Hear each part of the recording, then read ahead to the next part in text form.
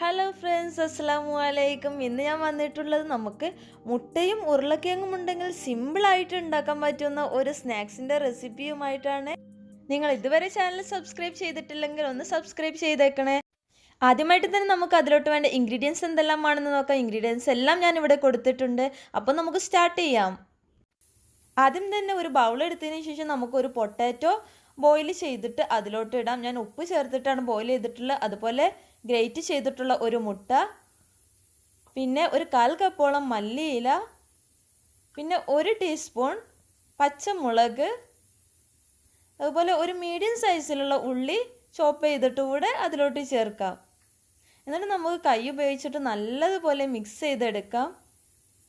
ഉപ്പ് മാത്രം യൂസ് ചെയ്തിട്ടാണ് ഞാൻ പൊട്ടാറ്റോ ബോയിൽ ചെയ്തെടുത്തിട്ടുള്ളത്. ഇതിപ്പോൾ നല്ലതുപോലെ മിക്സ് ആയിട്ട് വന്നിട്ടുണ്ട്. ഇനി ഞാൻ ആദ്യം തന്നെ ബോയിൽ ചെയ്ത് വെച്ചിട്ടുള്ള മുട്ട നെടുകെ മുറിച്ചിട്ട് ഹാഫ് പീസ് ആക്കിയതിന് ശേഷം അത് കുറച്ച് പൊട്ടാറ്റോ മിക്സും കൂടി ചേർത്തിട്ട് അതൊരു ഓവൽ ഷേപ്പിലാക്കിയിട്ട് എടുക്കുന്നുണ്ട്. ഒരു ഹാഫ് മുട്ടയും അതുപോലെ മറ്റേ ഹാഫ് പൊട്ടാറ്റോ മിക്സും കൂടി വരുന്ന രീതിയിൽ റെഡിയാക്കി എടുക്കാം നമുക്ക്. ഇതിപ്പോൾ എല്ലാം റെഡിയാക്കി എടുക്കാൻ തുടങ്ങിയിട്ടുണ്ട്.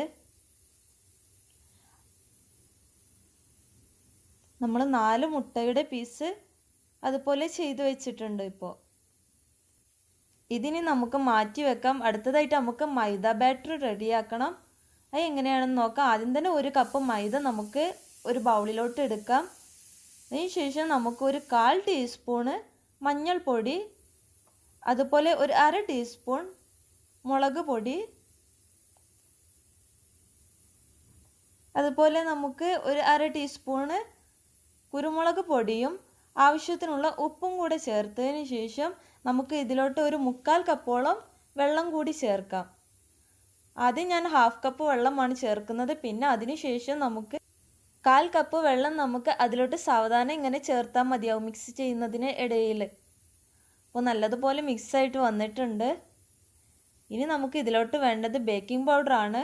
ഒരു ഹാഫ് ടീസ്പൂണോളം ബേക്കിംഗ് പൗഡർ ഞാൻ ഇതിലോട്ട് ആഡ് ചെയ്യുന്നുണ്ട്. എന്നാൽ നമ്മുടെ ബാറ്റർ ഒന്നുകൂടെ സോഫ്റ്റ് ആയിട്ട് കിട്ടുന്നതാണ്. ഇനി നമുക്ക് നല്ലതുപോലെ മിക്സ് ചെയ്ത് കൊടുക്കാം. അപ്പോൾ നല്ലതുപോലെ മിക്സ് ആയിട്ടുണ്ട്.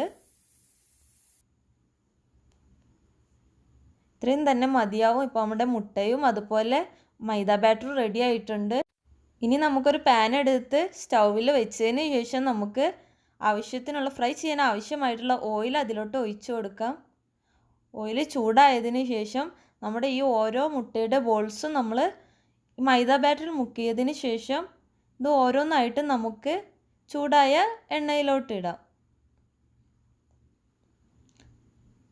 ഇതുപോലെ നമ്മൾ ഉണ്ടാക്കി വെച്ചിട്ടുള്ള എല്ലാം നമുക്ക് ഫ്രൈ ചെയ്തെടുക്കാവുന്നതാണ്. ഇതിപ്പോൾ ഞാൻ രണ്ടെണ്ണം വെച്ചിട്ടാണ് ഫ്രൈ ചെയ്തെടുക്കുന്നത്. ഒരു മീഡിയം ഫ്ലെയിമിൽ വെച്ചിട്ട് ഫ്രൈ ചെയ്തെടുത്താൽ മതിയാവും. അപ്പോൾ നല്ല ഗോൾഡൻ കളറായിട്ട് വന്നിട്ടുണ്ട്. ഇനി നമുക്ക് ഇത് എണ്ണയിൽ നിന്ന് മാറ്റി വെക്കാം.